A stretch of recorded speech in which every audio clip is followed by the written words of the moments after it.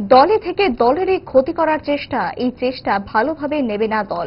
দলীয় নেতৃত্বের সম্পর্কে খোলা মঞ্চে যা খুশি মন্তব্য করা দল কোনোভাবেই রেয়াত করবে না। এই বিষয়ে সতর্ক বার্তা দিয়ে রাখলেন সদ্য নিযুক্ত প্রদেশ বিজেপির সভাপতি অভিষেক দেবরায়। আজ রাজধানী আগরতলা রবীন্দ্র ভবনে নতুন প্রদেশ সভাপতিকে সংবর্ধনা ও শুভেচ্ছা বার্তার আসর বসেছিল।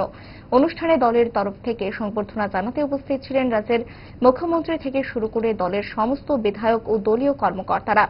সংবর্ধনা গ্রহণ করে প্রদেশ বিজেপির সভাপতি দলীয় কর্মকর্তা সহ কর্মীদের সামনে একটা স্পষ্ট রোডম্যাপ রেখেছেন।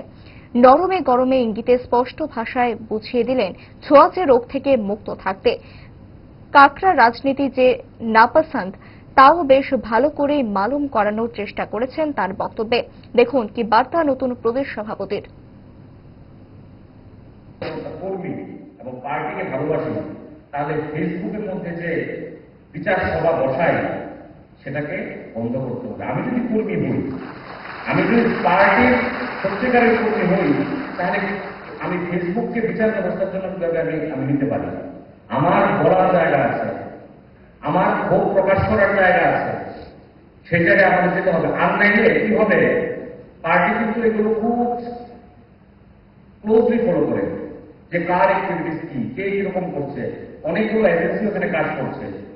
আমি কি করছি, আপনারা কি করছেন, যার যার অ্যাক্টিভিটিস সম্পর্কে কিন্তু আমাদের কেন্দ্রীয় নেতৃত্ব তারা পুঙ্খানুপুঙ্খ তারা খোঁজ খবর রাখে।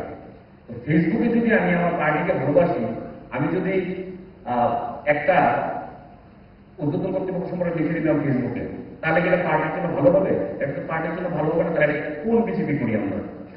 বিজেপি তো শৃঙ্খলাবদ্ধ দল, পার্টিকে তো আমরা মানি, পার্টিকে তো আমরা মা হিসাবে মানতে হবে।